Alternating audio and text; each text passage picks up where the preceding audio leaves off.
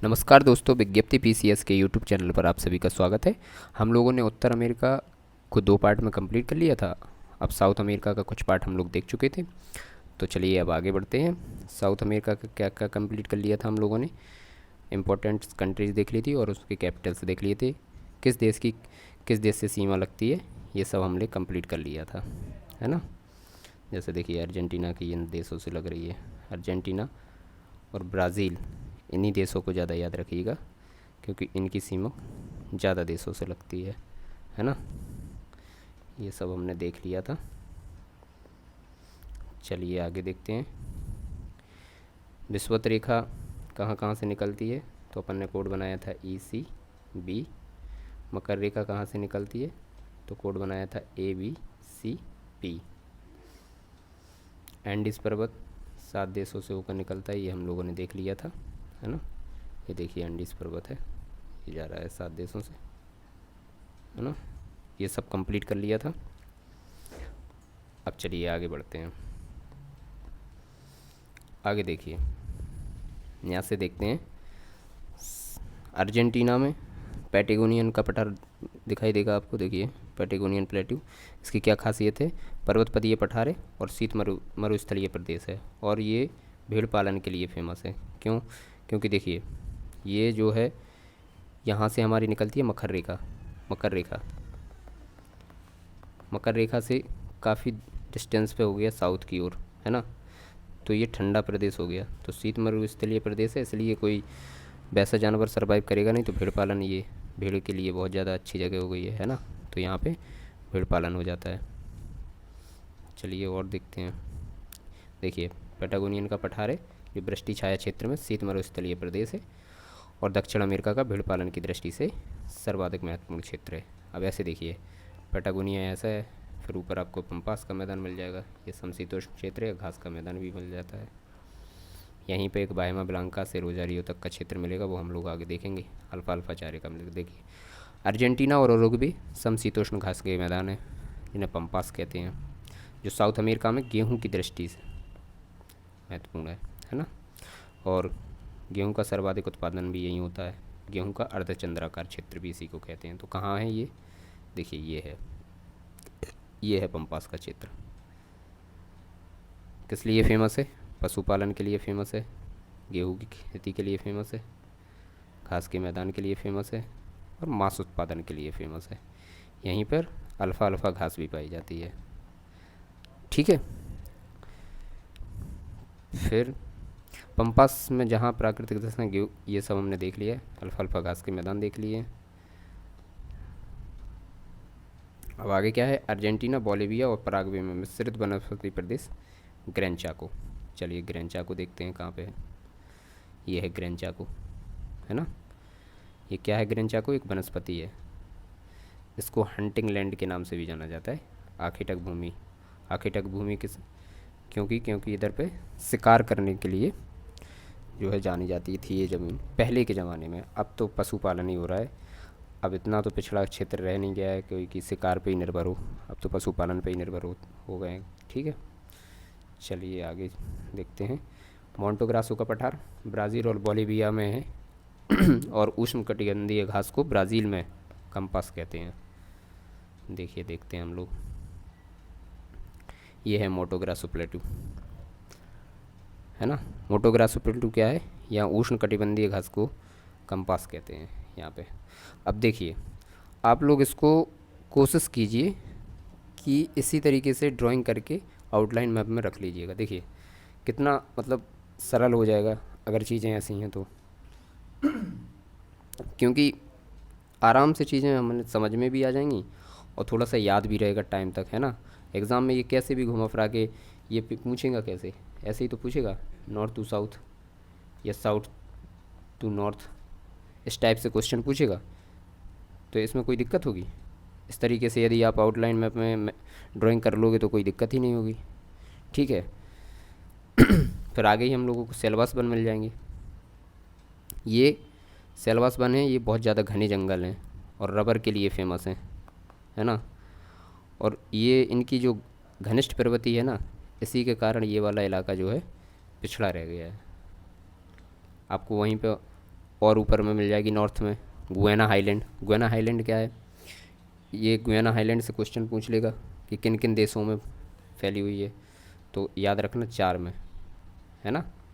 4 देशों के नाम याद जरूर रखना, वेनेजुएला, गुयाना, सूरीनाम और फ्रेंच गुयाना। कैसे भी क्वेश्चन पूछ सकता है। सेलवास वन कौन से देश में पाए जाते हैं, तो फिर ब्राज़ील में। मोंटोग्रासो प्लेट्यू कहाँ पे पाया जाता है, तो ये बोलीविया और ब्राज़ील दोनों में, ऐसे याद रख लेना, ठीक है। ब्राज़ील हाईलैंड ये क्या है, खनिज संसाधन के लिए फेमस है, लॉ प्रमुखता, और कृषि के लिए भी प्रसिद्ध है, कॉफ़ी बागान के लिए भी फेमस है। कॉफ़ी बागान को ही यहाँ पे फजेंडा कहते हैं, है ना। ये पूरा कृषि क्षेत्र के लिए भी फेमस है ना। अब चलिए आगे देखते हैं, ये सब हो गया है। यहाँ देखिए अब ब्राज़ील में एक जगह मिल जाएगी रिसीफ आपको, चीनी निर्यात। अभी अपन ने बात की ना कि ये कृषि क्षेत्र के लिए फेमस है, तो कृषि काय काय की होगी यहाँ पे, गन्ना, गेहूँ, और ये साओ पोलो साइड होगी कॉफ़ी और मक्का। तो अब जब गन्ना हो रहा है तो सीधी सी बात है, ऐसे ही तो बंदरगाह याद रखना है। तो ये जो है चीनी निर्यात के लिए हो जाएगी, गन्ना से चीनी। सेल्वाडोर क्या है, प्राचीनतम राजधानी है। तो देखिए अभी अभी यहाँ की राजधानी क्या है, ब्राज़ीलिया, है। सबसे पहले थी सेल्वाडोर, सेल्वाडोर के बाद बनी थी रियो डी जेनेरियो, और अभी है ब्राज़ीलिया। अभी कभी पूछ ले ऐसा घुमा फिरा के क्वेश्चन, तो सेल्वाडोर, रियो डी जेनेरियो और ब्राज़ीलिया, ये ब्राज़ील की जो कैपिटल्स रही हैं उनका ये ठीक है। इसको समझते हुए आगे बढ़ते हैं। अब ये कॉफ़ी वाला क्षेत्र है ये वाला, तो साओ पोलो जो क्षेत्र है यहाँ पे, साओ पोलो कॉफ़ी व्यापार का सबसे बड़ा केंद्र है यहाँ पे, और ब्राज़ील की वित्तीय और व्यावसायिक राजधानी भी है, क्योंकि देखो समुद्र से ज़्यादा दूर तो है नहीं, और ब्राज़ील का मैनचेस्टर भी इसी को कहा जाता है। अब साओ पोलो पे बहुत ज़्यादा उसके मतलब कार्य प्रगति को कम करने के लिए सेंटोस बंदरगाह बनाया गया है। इस पे साओ पोलो पे भार कम हो जाए, इसलिए सेंटोस बंदरगाह बनाया गया है। कॉफ़ी बंदरगाह है, यहाँ से एक रेल चलाई जाती है साओ पोलो से सेंटोस तक, तो इसको क्या कहते हैं, कॉफ़ी रेल कहते हैं, है ना। चलिए नीचे देखते हैं, ये वाला पंपास वाला एरिया था, तो यहाँ पे बाहिमा ब्लांका से रोज़ारियो तक के क्षेत्र को क्या, ये वाला जो क्षेत्र है अर्धचंद्राकार क्षेत्र, ये गेहूँ के लिए सबसे ज़्यादा फेमस है, और यहीं पे ब्यूनस आयरस, ठीक है। तो अब ये गेहूँ के लिए फेमस है, तो गेहूँ कहाँ आएगा, जब ब्यूनस आयरस यहाँ पे इसकी कैपिटल्स है तो यहीं पे गेहूँ आएगा, और मोंटेवीडियो उरुग्वे की राजधानी है, तो यहाँ से भी यहाँ भी आएगा। तो ये दोनों क्षेत्र गेहूँ व्यापार के लिए और मांस प्रसंस्करण दोनों के लिए उद्योग है। अब देखिए यहाँ ब्यूनस आयरस से, और यहाँ चिली की राजधानी थी सेंटियागो, सेंटियागो के ऊपर एक बंदरगाह था बेलपराजो, है ना। बेलपराइजो तक एक ट्रेन चलाई गई थी। इस ट्रेन का महत्व क्यों है, क्योंकि यहाँ से गेहूँ आसानी से यहाँ तक साओ पोलो तक भी पहुँचाया जा सकता था, ठीक है। ये सब हम लोगों ने देख लिया है। चलिए अब रिवर देखते हैं। देखो तो रिवर का सबसे एक तरीका है कि कुछ पॉइंटों को आप जरूर रिवर पढ़ते समय याद किया करें, चाहे वो भारत की रिवर हो, नॉर्थ अमेरिका की रिवर हो, साउथ अमेरिका की रिवर हो, कहीं की भी रिवर हो। रिवर में देखिए क्या, जैसे नदी में एक पॉइंट रखना है याद कि उद्गम कहाँ से हुआ, है ना। दूसरा पॉइंट निकास कहाँ पे हुआ या मुहाना। तीसरा पॉइंट, अगर नदी पे कोई प्रसिद्ध शहर है, वो किस लिए फेमस है ये शहर, और नदी के मुहाने पे कोई बंदरगाह स्थित है, ये सब। और एक और पांचवा सहायक नदी। ये 5 पॉइंट नदी में याद किया ही करो, कोई सी भी नदी हो। जैसे चलो देखते हैं, ये हमने कल पढ़ी थी मैग्डलेना रिवर, एंडीज पर्वत श्रृंखला से निकलते हुए कैरिबियन सागर में गिरती है। तो मैग्डलेना रिवर जो है ये कोलंबिया की नदी है, ठीक है, कोलंबिया की प्रसिद्ध नदी है ये। तो ये किस लिए फेमस है? ये है, विशाल भंडार है इस पे खनिज तेल का। तो ये खनिज तेल के लिए फेमस है। कोई शहर इस पे है तो नहीं है। कहाँ से उद्गम हुआ? एंडीज पर्वत से। कहाँ पे हुआ? तो ये कैरिबियन सी में जाके गिर गई, है ना। इसी तरीके से देखेंगे। अब देखिए, ये ये वेनेजुएला, वेनेजुएला की रिवर है ये, ओरिनाको रिवर। इसकी सहायक नदी एक कराओ नदी। इसी पर विश्व का सबसे ऊंचा जलप्रपात बना हुआ है, एंजल जलप्रपात, है ना। कौन सा जलप्रपात? एंजल जलप्रपात। अब याद कैसे रखेंगे? देखो, हम लोग घर पे कोई बच्ची होती है तो बात करते हैं तो क्या कहते हैं? एंजल से बात कराओ। तो अगर कभी एंजल जलप्रपात का नदी पूछे तो कराओ याद रखना। इसी टाइप से कोई ट्रिक बना लो यार, कोई भी ट्रिक आपको जो उचित लगे कि ये ट्रिक है, ये ट्रिक है, तो इस ट्रिक को बना लो। क्योंकि देखो, ट्रिक वही याद रहती है जो हम खुद से बनाएं, है ना। अब देखो, अमेज़न नदी, ये उद्गम, सबसे पहले उद्गम देखना है कहाँ से? पेरू से। निकास कहाँ पे हुआ? नॉर्थ अटलांटिक महासागर में। ये दक्षिण अमेरिका की सबसे लंबी रिवर है। सहायक नदी कौन कौन सी है? नीग्रो और मदीरा। इसके नीग्रो और अमेज़न जहाँ पे मिलती हैं वहाँ पे एक मानुस शहर है। किस लिए फेमस है? रबर उत्पादन के लिए। देखिए, यही सब है ना, यही पॉइंट अपन ने याद रखे किसी भी नदी को इसी से। अब देखिए, ये है पारा नदी। पारा नदी कहाँ से निकलती है? तो ये ब्राज़ीलियन उच्च भूमि से निकलेगी, जाएगी कहाँ? नॉर्थ अटलांटिक सी में, ठीक। आसपास बेलिन बंदरगाह इसके मुहाने पर अवस्थित है। किस लिए फेमस है?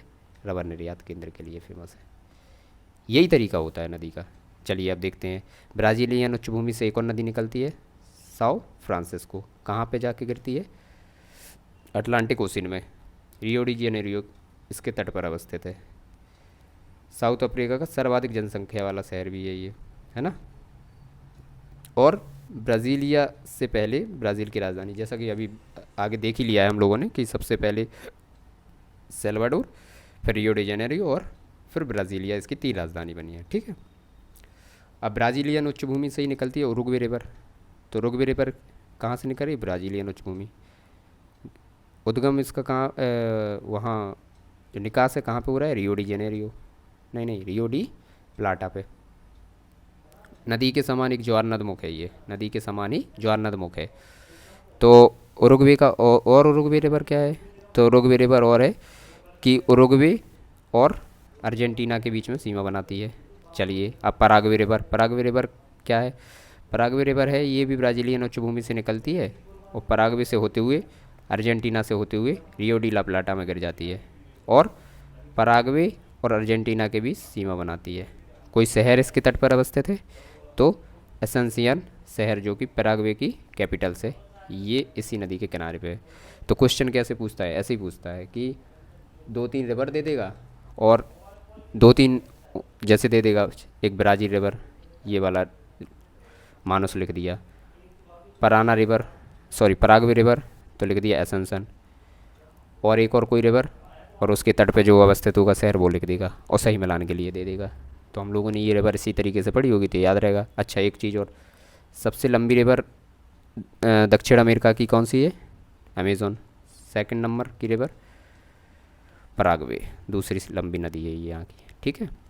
अब यहाँ से एंडीज पर्वत से ही निकलती है एक और कोलोराडो नदी, जो साउथ अटलांटिक ओशन में बाहिमा ब्लांका में जाके गिर जाती है।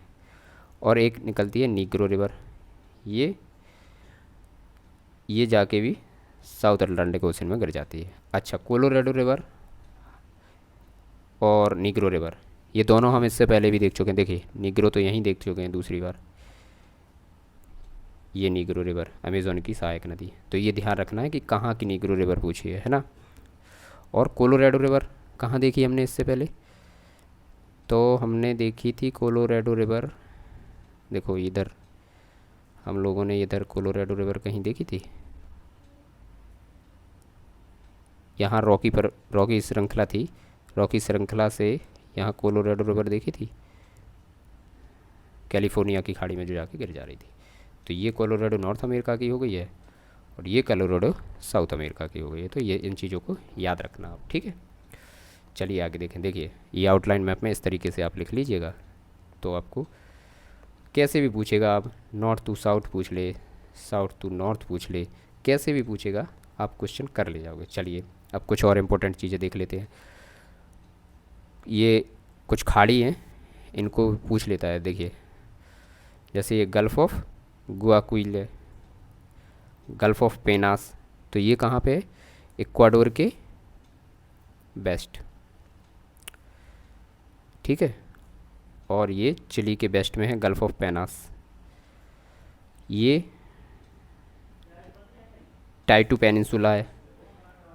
मैगलन स्टेट तो हम लोग कल देख ही चुके थे, ठीक है। गल्फ़ ऑफ सैन जोस यही है जहाँ पे नियाग्रा नदी जाके गिरती है, गल्फ़ ऑफ सैन जोस में। नहीं नहीं सॉरी, ये यहाँ पे गिरती है,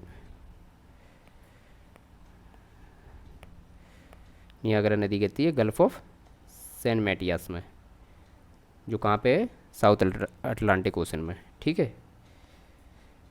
चलिए अभी और देखते हैं किस देश की क्या खासियत है, ये और देखते हैं। किसी किसी चीज़ के लिए कुछ देश कुछ ज़्यादा ही फेमस होता है। तो साउथ अमेरिका को हम और किस नाम से जानते हैं? पक्षियों के देश के नाम से भी जानते हैं।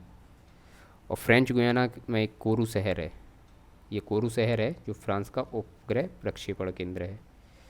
अब चलिए देखते हैं ब्राज़ील। ब्राज़ील क्या है? विश्व का एकमात्र, अब देखिए ये जितने भी पॉइंट हैं ना, ये सारे कहीं ना कहीं पूछे गए हैं, किसी ना किसी एग्ज़ाम में पूछे गए हैं, इसलिए इनको ज़रूर आप ध्यान से देखिएगा। अब देखिए ब्राज़ील है तो विश्व का एकमात्र देश है जहाँ से विषुवत रेखा और कर्क रेखा निकलती है।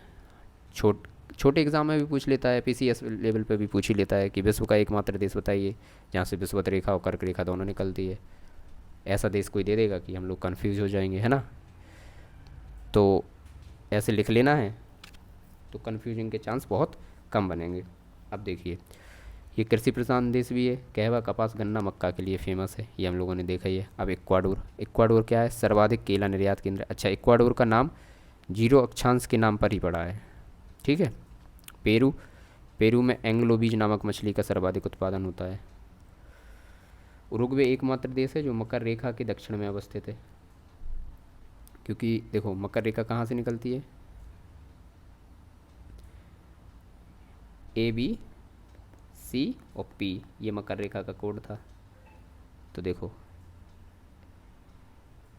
B ये हो गया, CAB और P हो गया ना, इसके नीचे ही आ रहा है ये। तो ये एकमात्र देश है जो मकर रेखा के दक्षिण में अवस्थित है। देखो बाकी तो सब है ही है ना, ये भी आ गया है नॉर्थ तक, ये भी आ गया है, चिली भी आ गया, अर्जेंटीना भी आ गया, और सबसे घनी आबादी वाला देश भी है, नगरीकृत देश भी है सबसे ज़्यादा। अब अर्जेंटीना, अर्जेंटीना में क्या है? पशु फार्मों को क्या कहते हैं? एक्टांसिया, और पशुपालकों को गुआचो ये कहते हैं, ठीक है। तो ये सारे पॉइंट हम लोगों ने 1 बाय 1 करके देख लिए। अब चीज़ों को जो है ऐसे ही आप आउटलाइन मैप में फिल ज़रूर कर लीजिएगा और इसको याद करिए। अब आगे हमारी जो आएगी वो अफ्रीका पे हम लोग चालू करेंगे कल से, और 1-2 दिन में अफ्रीका को भी एकदम कंप्लीट कर लेंगे। तो इसको इसी तरीके से आप ड्रॉ करके ज़रूर कीजिएगा, चीज़ों को बार बार ड्रॉ करोगे। अभी शायद आप लोगों को लग रहा होगा कि मैं थोड़ी जल्दबाजी कर रहा हूँ, लेकिन अब एक मैप को 2 दिन, एक देश के लिए 2 दिन काफ़ी हैं, और ऐसे ऐसे धीरे धीरे बार बार हम लोग पढ़ेंगे, आउटलाइन मैप भरेंगे और एटलस में बार बार देखेंगे, तो चीज़ों को याद तो कर ही लेंगे। और क्वेश्चन अब देखिए कैसे भी आ जाएगा क्वेश्चन, इसमें से हम नहीं कर पाएंगे। यदि पूछ लेगा कैसे भी घुमा फिरा के पूछे तो कर ही लेंगे, है ना। चलिए तो फिर आज यहीं समाप्त करते हैं। धन्यवाद।